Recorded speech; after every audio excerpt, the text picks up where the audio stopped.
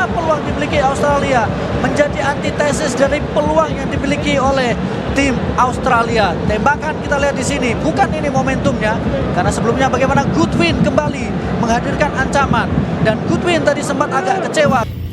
Naturalisasi duo keturunan dipastikan, Eliano pamer tato Indonesia banget.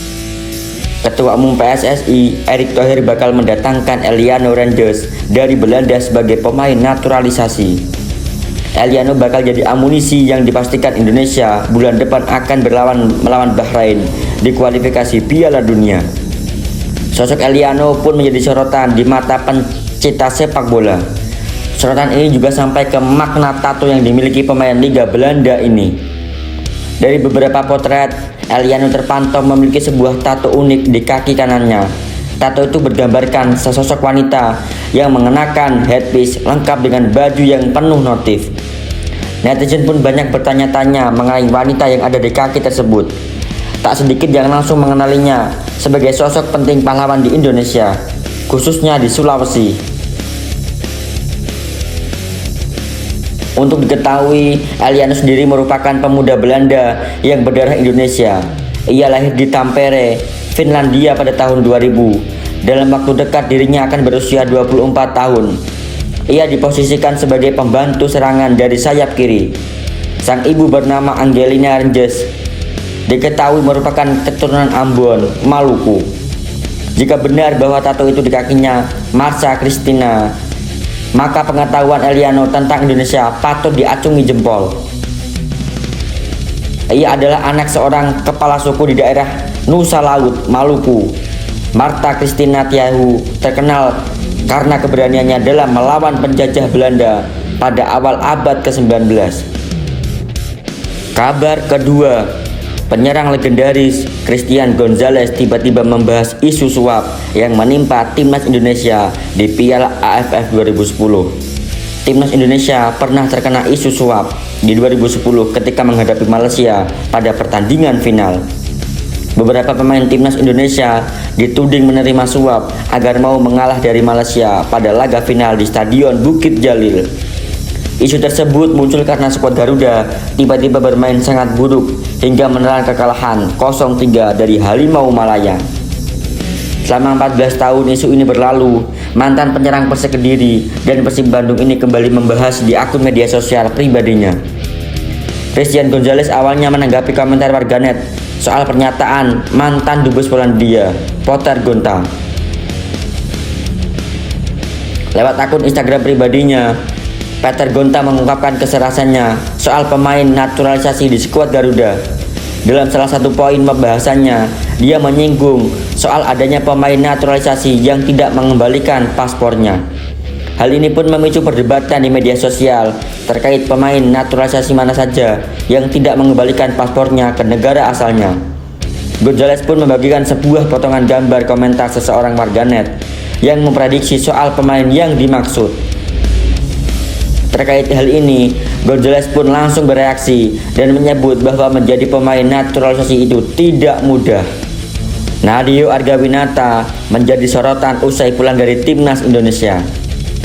Bukannya aksi terpuji, kiper ini diduga melakukan aksi provokatif saat Borneo FC dijamu PSSS Sleman dalam lanjutan BRI Liga 1.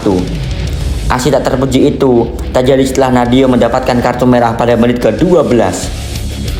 Penjaga gawang kelahiran Kediri itu diusir dari kotak penalti. Wasit Ervan Effendi sempat hanya memberi kartu kuning untuk Nadeo. Namun setelah melalui review VAR, Nadeo akhirnya diberi kartu merah langsung oleh sang pengadil. Dalam video diunggah akun Instagram, wasit mafia ex kiper Bali itu menunjukkan gestur angka 3 yang disebut menyindir PSS Sleman yang mendapatkan hukuman 3 poin. Padahal sebelumnya, Nadeo mengaku beruntung bisa bermain bersama Martin Paes di timnas Indonesia karena bisa belajar dari pemain sekelas Martin Paes. Hadirnya Martin Paes diakui memberikan dampak positif bagi dirinya secara pribadi maupun untuk tim Borneo FC secara keseluruhan. Kabar ketiga, insting tajam Sintayong tepat. Media Korea Selatan optimis Indonesia lolos Piala Dunia. Timnas Indonesia diprediksi lolos ke Piala Dunia 2026.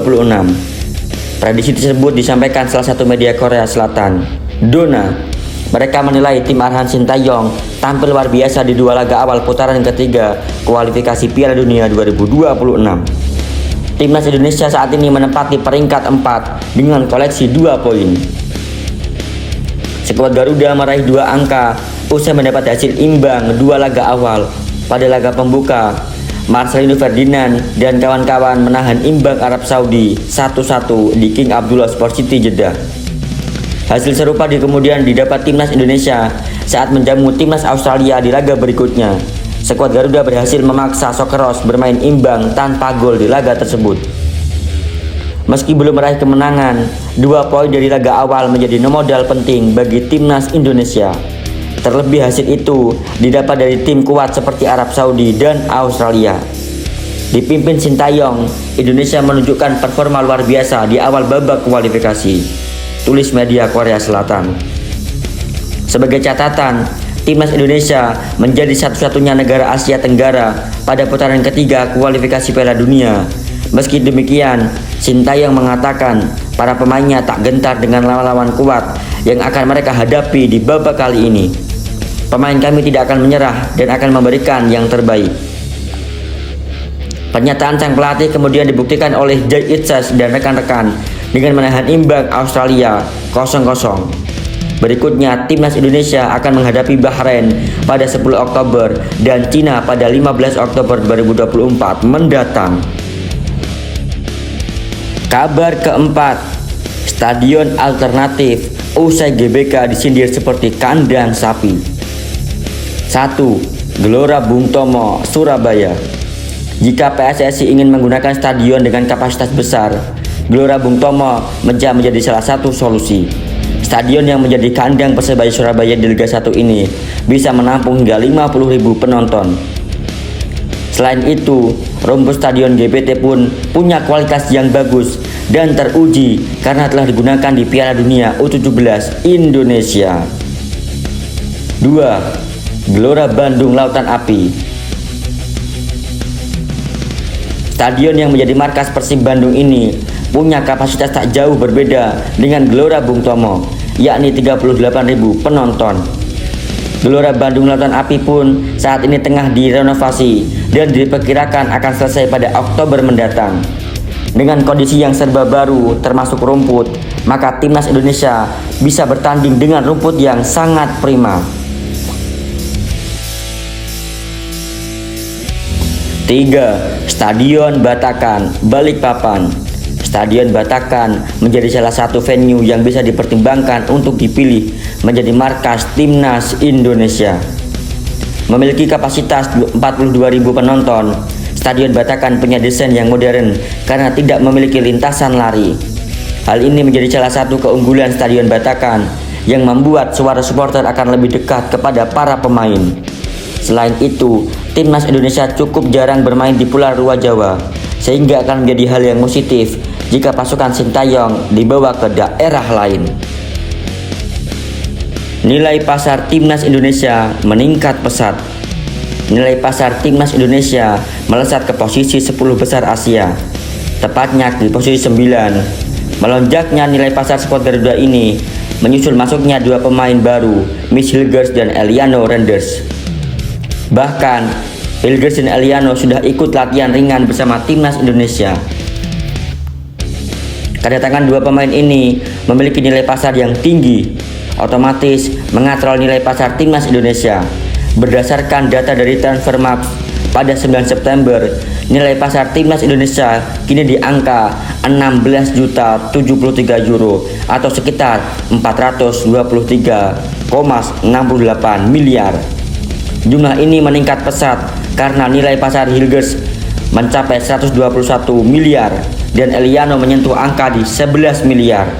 2 tambahan pemain inilah yang membuat nilai pasar Indonesia melejit. Untuk Asia, Jepang memimpin dengan nilai pasar 276 juta euro atau sekitar 4,72 triliun. Korea Selatan di posisi kedua dengan nilai 180 juta euro atau sekitar 2,68 triliun. Di posisi ketiga Iran dengan angka 786 miliar.